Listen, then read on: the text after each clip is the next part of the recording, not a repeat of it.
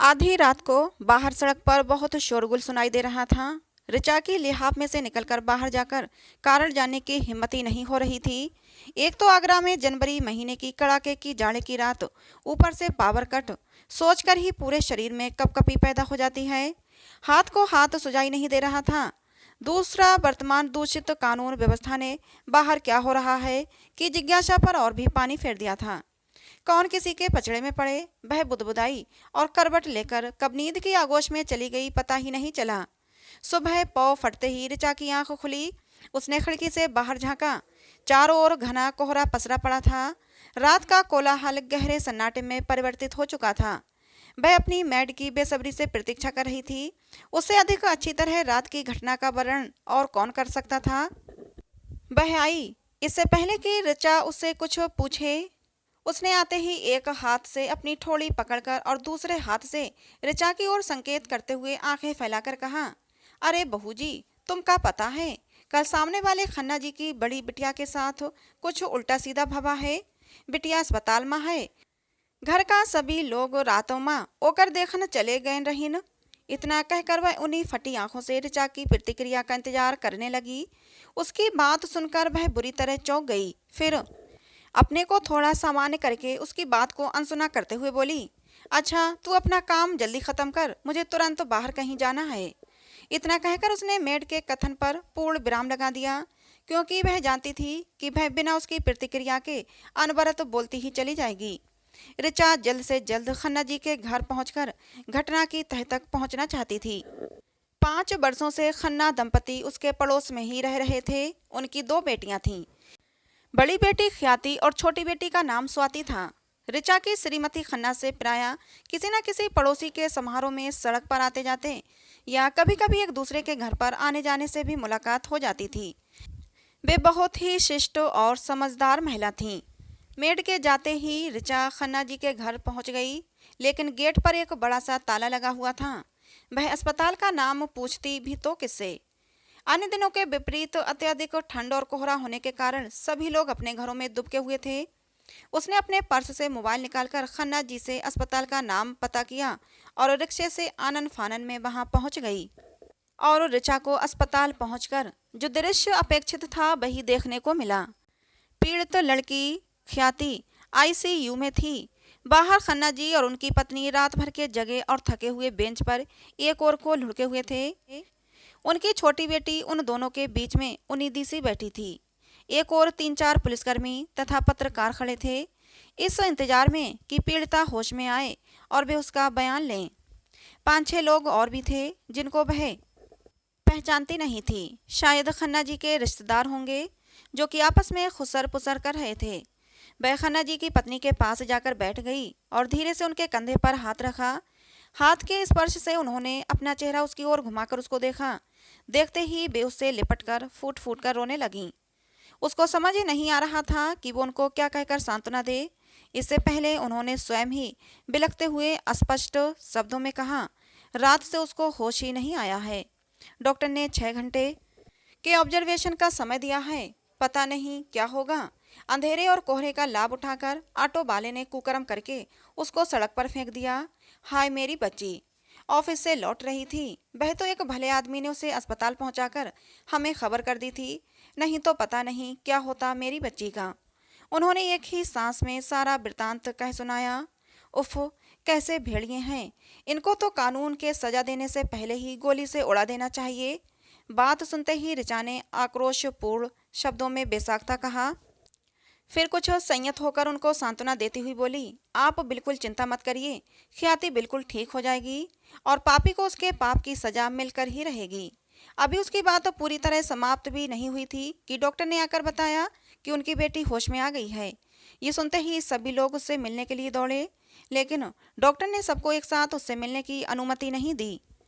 परिवार के सदस्य एक एक करके ख्याति को देखने गए। जब ऋचा की बारी आई तो उसने देखा वह दर्द से करहा रही थी और बुदबुदा रही थी, डॉक्टर साहब मुझे बचा लीजिए, मैं उसको नहीं छोड़ूंगी, उसको सजा दिलवा कर रहूंगी। उसने उसके कंधे पर हाथ रखकर कहा, हाँ बेटा, तुम ठीक हो जाओ तो वही होगा जो तुम चाहोगी।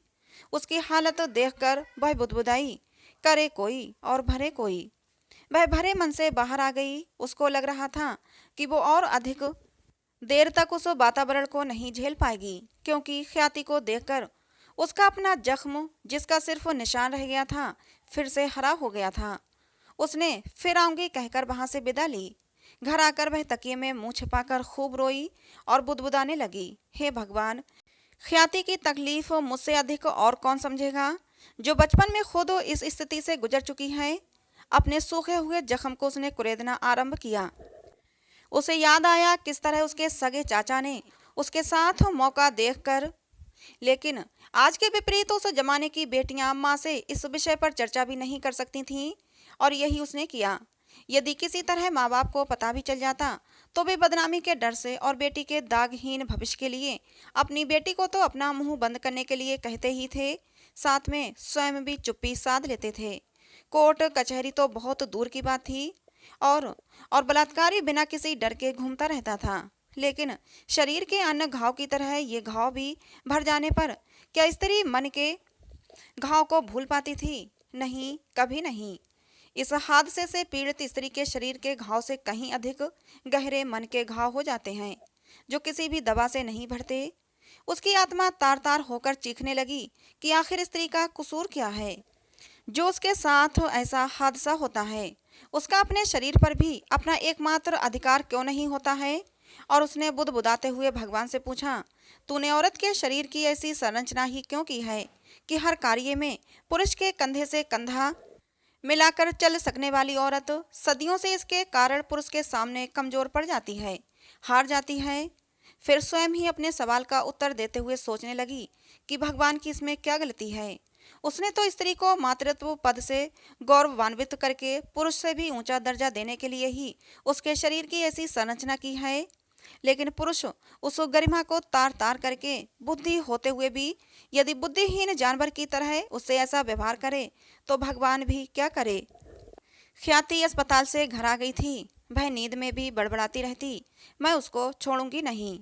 ऋचा सुबह शाम उसको देखने उसके घर चली जाती थी, और वहां जाकर उसे सांत्वना देकर कि वो पहले ठीक हो जाए, फिर जरूर उससे बदला लेगी। उसे अजीब सा सुकून मिलता था, जैसे वो अपने ही घावों को सहला रही हो। ख्याति देखने में तो खूबसूरत थी ही, पढ़ी लिखी भी थी और अच्छी कंपनी में नौकरी कर रही थी। उसका स्वभाव भी मिलनसार था। ऋचा को ख्याति बहुत पसंद थी। वह यह भी जानती थी कि उसका बेटा कबीर और ख्याति एक दूसरे को बहुत पसंद करते हैं और विवाह करना चाहते हैं। वह गहन सोच में पड़ गई कि इस हादसे के बाद कबीर एक बार भी ख्याति को देखने नहीं गया। उससे विवाह को लेकर उसकी प्रतिक्रिया स्वीकारात्मक तो होगी ना। उसके मन में पता नहीं क्या चल रहा है। ऋचा ने मन ही मन निश्चय किया कि वह हर संभव ख्याति को ही अपनी बहू बनाएगी। पूरी रात ऋचा ने आंखों में ही काट दी। सुबह कबीर ऑफिस जाने के लिए तैयार हो रहा था। वह अधिक देर तक दुविधा की स्थिति में नहीं रहना चाहती थी। उसने कबीर को अपने कमरे में बुलाया और बिना किसी भूमिका के उससे पूछा, तुझे पता है ख्याति के साथ क्या हुआ है? ममा, आप भी कैसी बात करती हो? ऐसी खबर कहीं छिपती है भला? तू उसको देखने एक बार भी नहीं गया, तो उससे शादी तो करेगा ना? ऋचा ने उसकी आंखों में देखते हुए पूछा। तो कबीर माँ के इस अप्रत्याशित प्रश्न को सुनकर बहुत चंका रह गया। अभी उसकी बात पूरी भी नहीं हुई थी कि कबीर बोला, ऐसी लड़की से कौन शादी करेगा भला? और आप मेरी माँ होकर ऐसा सोच भी कैसे सकती हैं? मैं क्यों करूँगा उससे शादी? और लड़कियाँ मर गई हैं क्या? या मेरे में कोई कमी है कि मैं उससे रिश्ता जोड़ूं? समाज क्या कहेगा? यही ना कि या तो लड़के में कोई कमी होगी या ढेर सारा दहेज मिला होगा, इसीलिए ऐसा रिश्ता किया होगा। ऋचा कबीर के इस तीखे सपाट उत्तर को सुनकर सकते की हालत में आ गई। उसे ऐसा लगा जैसे उसके पुराने जख्म पर कबीर ने नमक छिड़क दिया हो। जल्द ही खुद को संभालते हुए वह बोली, तेरी बात पूरी हो गई हो तो मैं कुछ बोलूं? यही हादसा विवाह के बाद ख्याति के साथ होता या तेरी बहन के साथ होता तो तू क्या करता? उसको या अपनी बहन को घर से निकाल देता, या उसका गला घोंट देता, या वो परिवार और समाज से तिरस्कृत होकर आत्महत्या कर लेती? आखिर ख्याति का कसूर क्या है? यही ना कि वह एक लड़की है। गलती तो उस पुरुष की है जो उसे अपनी हवस का शिकार बनाकर समाज में बेखौफ होकर छुट्टा घूम रहा है। तुझे उस समाज की चिंता है जिसकी मानसिकता लड़की के प्रति इतनी ओछी और संकीर्ण है। तुझे लोगों की चिंता है और मेरी नहीं, जो तुझे कभी गलत निर्णय लेने के लिए नहीं कहेगी। और क्या गारंटी है जिससे तेरा विवाह होगा उसका पहले किसी ने बलात्कार नहीं किया होगा या ऐच्छिक शारीरिक संबंध नहीं हुआ होगा। आजकल समाज में क्या चल रहा है वह तुझसे भी छिपा नहीं है। तू ऐसी संकीर्ण विचारधारा रखता है, मैं सोच भी नहीं सकती।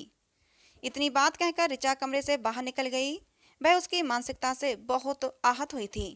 वह सोचने लगी कि बदले समय के अनुसार स्त्रियां तो जागरूक हो गई हैं, लेकिन पुरुषों की सोच में रत्ती भर भी अंतर दिखाई नहीं पड़ता है। हमारा समाज अभी भी पीड़िता को हे दृष्टि से देखता है, जैसे उसने ही कोई अपराध किया है। कबीर को ऑफिस के लिए देर हो रही थी, इसलिए वह ऋचा से बिना कुछ बोले ही घर से निकल गया। लेकिन आज उसका ऑफिस के काम में मन ही नहीं लग रहा था।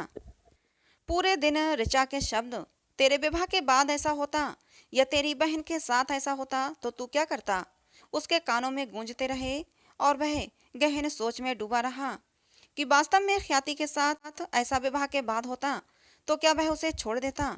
नहीं, उसका हृदय चीत्कार कर उठा। उसके साथ जो भी हुआ उसमें आखिर उसका क्या कसूर है। अचानक उसको एहसास हुआ कि इस समय ख्याति को उसकी भावनात्मक सहयोग की कितनी जरूरत महसूस हो रही होगी और उसके न मिलने से वह शारीरिक के साथ मानसिक रूप से भी और अधिक आहत हो रही होगी। उसका मन आत्मग्लानि से भर उठा और मन ही मन कुछ निर्णय लेकर वह सीधे ख्याति से मिलने उसके घर पहुंच गया। अप्रत्याशित हादसे के इतने दिनों बाद कबीर को अचानक अपने सामने देखकर ख्याति को सुखद आश्चर्य हुआ। उसने अपना सारा दर्द आंसुओं द्वारा उसके सामने उंडेल दिया। कबीर भी प्रायश्चित स्वरूप उसको मौन सांत्वना देने के लिए बहुत देर तक उसका हाथ पकड़े रहा। कभी कभी मौन शब्दों से भी अधिक मुखर हो जाता है। घर आते ही कबीर ऋचा से बोला, माँ मुझे माफ कर दो, मैं इतनी गहराई से नहीं सोच पाया। सच है, ऐसा हादसा तो विवाह के बाद भी हो सकता था। मैं ख्याति से विवाह करने को तैयार हूँ, आपने मेरी आंखें खोल दी। उसका जवाब सुनते ही ऋचा ने उसे गले से लगा लिया। आज ऋचा की परवरिश का सच्चा रंग दिखा था। वह बोलना तो बहुत कुछ चाहती थी, पर अपनी खुशी को बेटे की शर्ट को भिगो रहे आंसुओं ने जता दिया था। तो दोस्तों, ये कहानी थी सुधा कसेरा की लिखी कहानी। कहानी आपको कैसी लगी कमेंट बॉक्स में ज़रूर बताना। कहानी पसंद आई हो तो प्लीज़ लाइक करें, शेयर करें। ऐसे ही और कहानियों के लिए हमारे चैनल को सब्सक्राइब करें। मिलते हैं दोस्तों अगली किसी नई कहानी में।